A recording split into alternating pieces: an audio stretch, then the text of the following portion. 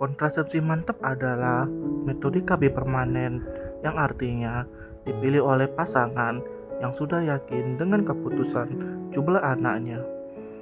Metode ini dilakukan lewat tindakan medis kecil, bukan obat atau alat yang dipakai harian. Jenis kontrasepsi mantap. 1. MOP atau metode operasi pria yang dikenal sebagai vasektomi. Tindakan ini dilakukan dengan memutus saluran sperma sehingga sperma tidak lagi keluar saat ejakulasi. Berikut adalah cuplikan video tentang vasektomi. Sperma adalah sel reproduksi pria yang terbentuk di tubulus spiniferus testis. Sperma berjalan melalui sistem saluran yang panjang mulai dari testis, melalui epidmus dan kemudian melalui tabung sempit panjang yang disebut vas deferens kiri dan kanan.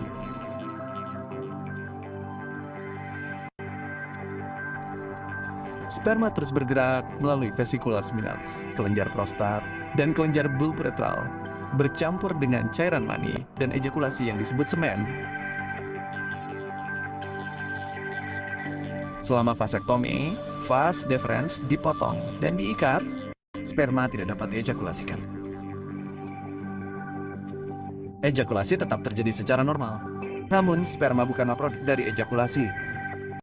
Oleh karena itu, pembuahan tidak akan terjadi. Setelah vasektomi, sperma tetap diproduksi, tetapi diserap oleh tubuh tanpa membahayakan. Ada beberapa potensi komplikasi yang terkait dengan prosedur ini yang harus didiskusikan dengan dokter sebelum operasi. Kedua, MOW atau tubektomi, yaitu untuk wanita, dilakukan dengan menutup atau memotong saluran telur, sehingga sel telur tidak bisa bertemu sperma. Berikut video tentang tubektomi. Saat pasien tertidur di bawah pengaruh anestesi, dokter bedah membuat sayatan kecil di perut dan sedikit menggembungkannya dengan udara untuk menciptakan ruang. Kemudian, dengan menggunakan kamera kecil yang disebut laparoskop, dokter bedah dapat melihat tuba falopi dengan jelas.